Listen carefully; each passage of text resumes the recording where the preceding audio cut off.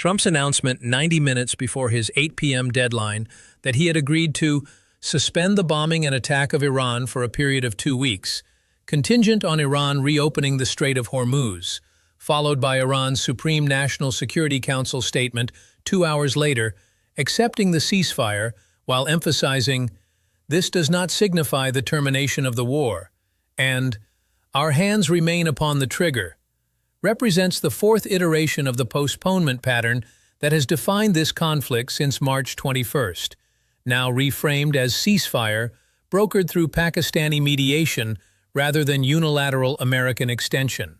The missile and drone attacks that Iran launched against Israel, UAE, Kuwait, Saudi Arabia, Bahrain, and Qatar within hours of the ceasefire announcement, combined with Israel's statement that the agreement does not include Lebanon, followed by largest wave of strikes on Hezbollah since fighting started, describe operational reality contradicting diplomatic claims that both sides are suspending attacks. And now we're going to examine what the ceasefire announcement reveals about 40 days of accumulated pressure, forcing deviation from previous deadline patterns. What the competing victory claims from Washington and Tehran tell us about fundamentally different interpretations of what this pause means. What Iran's 10-point proposal demanding sanctions relief, compensation, regional withdrawal, and sovereignty over Hormuz describes about negotiating positions that remain incompatible despite agreement to talk. What the continued attacks hours after announcement reveal about implementation gaps between political agreements and operational control. And what the 2-week window creates as either pathway to permanent resolution or preparation period for resumption of hostilities when talks fail. Before we begin, the standard disclaimer.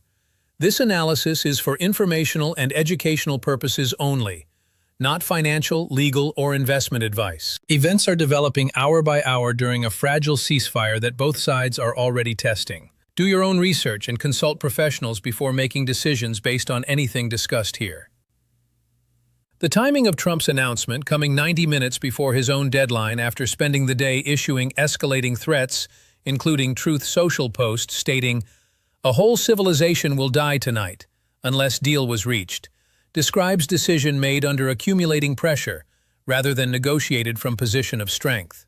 Amnesty International Secretary General Agnes Callamard's statement earlier Tuesday that Trump's threats may constitute a threat to commit genocide of Iran's 90 million people, combined with former Trump loyalist Marjorie Taylor Greene calling for his removal under the 25th Amendment, describing his threats as evil and madness, represents domestic political costs reaching levels that previous deadline extensions had not produced. The mechanism Trump used to retreat this time, accepting Iranian 10-point proposal as workable basis for negotiation, rather than claiming Iran agreed to American 15-point demands, describes shift in framing that acknowledges Iranian leverage rather than claiming American dominance.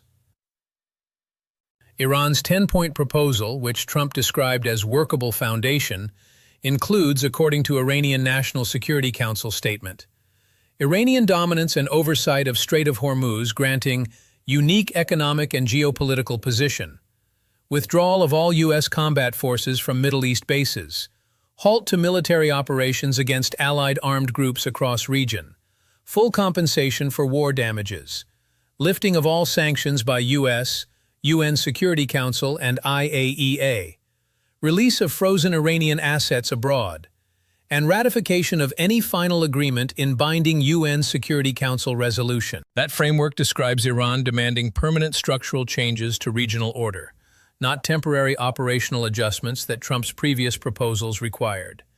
The gap between Trump's claim that U.S. has already met and exceeded all military objectives and Iran's demand for compensation and regional withdrawal describes parties operating from incompatible conceptions of what victory means and what resolution requires.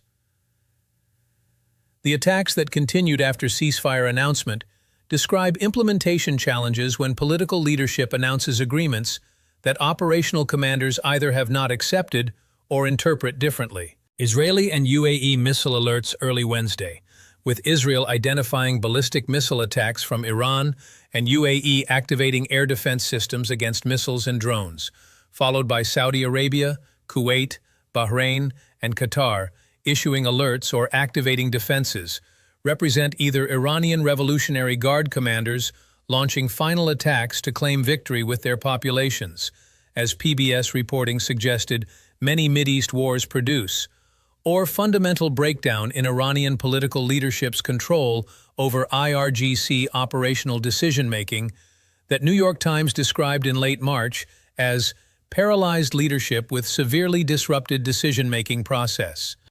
Israel's statement Wednesday morning that it supports Trump's decision, but ceasefire does not include Lebanon. Despite Pakistani Prime Minister Sharif's announcement that agreement covers Lebanon and elsewhere, followed by Israeli military carrying out what Times of Israel described as largest wave of strikes on Hezbollah since fighting started, represents fundamental disagreement about ceasefire scope rather than implementation detail. Hezbollah legislator Ibrahim al-Musawi's warning of response from Iran and allies if Israel does not adhere to ceasefire, combined with insistence that agreement includes Lebanon according to its terms, and Iran insisted on this inclusion, describes parties claiming contradictory understandings of what they agreed to. Pakistan, France, and Egypt all asserting Lebanon's inclusion, while Israel categorically denying it, suggests mediation process produced ambiguous framework that allowed both sides to claim victory by interpreting terms differently. The market response to ceasefire announcement, with oil prices initially plummeting, then partially recovering as continued attacks became clear, describes investor assessment that this represents pause rather than resolution. Economists' warnings that the economy doesn't just snap back, and that even quick Iran deal would fail to reverse damage already wrought, combined with analysis that situation remains fragile, with real risk that talks break down and conflict reverts to previous state, or even escalates further once ceasefire window expires, represent professional assessments treating 2 weeks as breathing space rather than breakthrough. The fact that only 2 vessels successfully transited Hormuz Wednesday despite ceasefire, both passing Iranian IRGC checkpoint at Larak Island, according to marine traffic data, with hundreds of vessels, including 426 tankers, still trapped, describes gap between announced opening and operational reality of continued Iranian control. Defense Secretary Hegseth's Wednesday press conference claiming decisive military victory, where Iran begged for this ceasefire and we all know it, stating Iran out of options and out of time so they cut a deal, and asserting Iran can no longer build missiles, build rockets, build launchers, or build UAVs, with factories razed to the ground set back in historic fashion, represents American domestic messaging designed to frame pause as victory, rather than acknowledge that Trump's threatened civilizational destruction was avoided through accepting Iranian proposal framework. General Kane's statement welcoming agreement while noting U.S. remains ready to continue combat operations if called upon, describes military posture treating ceasefire as tactical pause rather than strategic conclusion.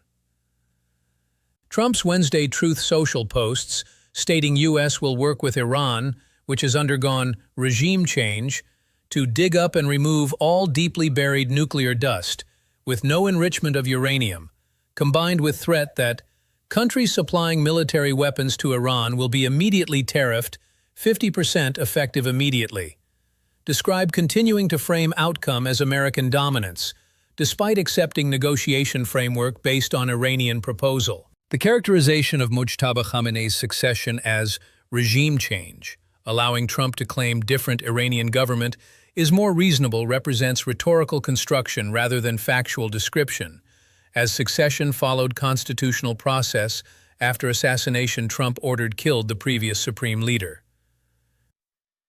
Iran's messaging through Supreme National Security Council, emphasizing nearly all objectives of the war have been achieved, while warning, our hands remain upon the trigger and moment enemy makes slightest mistake, it will be met with full force. Describes Tehran framing pause as validation of resistance strategy rather than capitulation to pressure. Foreign Minister Araghchi's statement that criminal U.S. has agreed to general framework of Iran's 10-point proposal represents mirror image of Trump's victory claims, both sides telling domestic audiences they won, while agreeing to talks that will test whether their incompatible demands can be reconciled. The Islamabad talks, scheduled to begin Friday, April 10th, with U.S. delegation including Special Envoy Steve Witkoff, son-in-law Jared Kushner, and Vice President J.D. Vance, according to reporting, represent highest-level direct engagement between U.S. and Iran in years. Pakistani Prime Minister Sharif's role as mediator, described as displaying remarkable wisdom by facilitating last-minute breakthrough, creates framework where both sides can negotiate through intermediary, rather than direct bilateral talks that would require acknowledging legitimacy they have refused to grant each other. The two-week time frame creates artificial urgency designed to force decisions, but also creates hard deadline, after which either agreement is reached or conflict resumes from position both sides will claim as strengthened by the pause. The technical challenges Iran cited regarding Hormuz reopening, with Foreign Minister Araghchi stating safe passage possible via coordination with Iran's armed forces and with due consideration of technical limitations, describe Iranian framing that reopening remains under their control and discretion, rather than unconditional access Trump previously demanded. The fact that coordination requirement and technical limitations were not defined allows Iran to control pace and scope of reopening, while claiming compliance with ceasefire terms. The two vessels that successfully transited Wednesday passing through IRGC checkpoint demonstrates continued Iranian operational control over waterway, despite political agreement to reopen. The 14 million Iranian volunteers President Pezeshkian claimed have answered government call to fight, with his statement, "I too remain ready to give my life for Iran," represents domestic mobilization effort designed to demonstrate regime has population support and capacity to sustain prolonged conflict if talks fail. Whether that figure is accurate or represents propaganda inflation, the messaging describes Iranian leadership preparing population for possibility that two-week pause leads to resumption rather than resolution. The attacks Iran launched on Lavon Island oil refinery Wednesday morning, according to state television, with Israel reportedly responsible, followed by Iranian missile and drone attacks on Kuwait and UAE, describe both sides testing ceasefire boundaries within hours of announcement. The 40-day pattern that preceded this ceasefire provides framework for assessing what the next 14 days will likely produce. Trump has repeatedly claimed imminent victory while extending timelines when deadlines approach. Iran has repeatedly refused to modify core demands while sustaining operations despite accumulating damage. Both sides have domestic constituencies requiring victory narratives that cannot simultaneously be satisfied through compromise that splits differences. The structural incompatibility between American demands for Iranian disarmament, regional withdrawal, and permanent renunciation of nuclear program versus Iranian demands for sanctions relief, compensation, regional withdrawal of American forces, and sovereignty over Hormuz describes gap that 2 weeks of talks will test, but likely cannot bridge. The probability assessment for the 2-week ceasefire period suggests several possible trajectories. Talks produce framework agreement on specific technical issues, like Hormuz transit procedures and prisoner exchanges, while deferring fundamental questions about sanctions, compensation, and regional order to longer negotiation process extending beyond 2 weeks. That outcome would represent partial success, allowing both sides to claim progress, while avoiding hard decisions on incompatible core demands. Talks reach impasse on fundamental issues within first week, with remaining time spent in mutual accusations about who violated ceasefire terms through continued strikes or inadequate Hormuz reopening, leading to resumption of full-scale operations when 14 days expire. Talks produce surprise breakthrough where one side accepts terms previously characterized as unacceptable, though nothing in 40 days of pattern suggests either Trump or Iranian leadership has flexibility for concessions their rhetoric has ruled out. The ceasefire that both sides are claiming as victory, while continuing to launch attacks within hours of announcement, describes agreement that exists more clearly in political statements than operational reality. The 2-week window creates opportunity for talks that might produce pathway to resolution, or might simply delay inevitable resumption of conflict, Neither side is winning, but neither side is prepared to end on terms the other will accept. 40 days of pattern suggests the latter is more probable than the former, though accumulating costs and domestic political pressures that force this pause might create incentives for flexibility that previous deadline cycles did not produce. Subscribe to this channel and turn on notifications.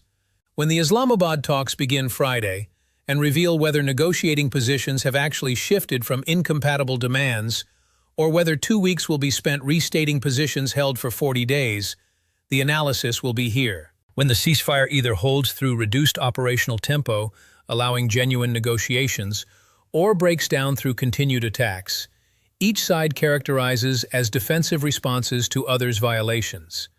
The analysis will be here. When the 14-day window approaches expiration and both sides face decision to extend talks, declare victory and withdraw, or resume full operations from positions they claim ceasefire strengthened, the analysis will be here.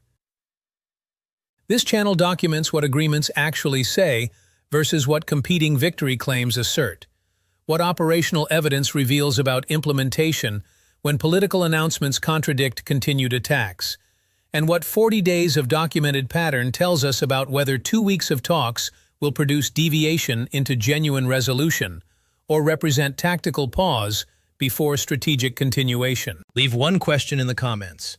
When Trump accepted Iranian 10-point proposal as negotiation basis 90 minutes before threatened civilizational destruction deadline, when both sides immediately claimed victory while launching continued attacks, and when fundamental positions on sanctions, compensation, and regional order remain unchanged despite agreement to talk, does this ceasefire represent genuine possibility for resolution or 14th day of preparation for resumption? Every response gets read.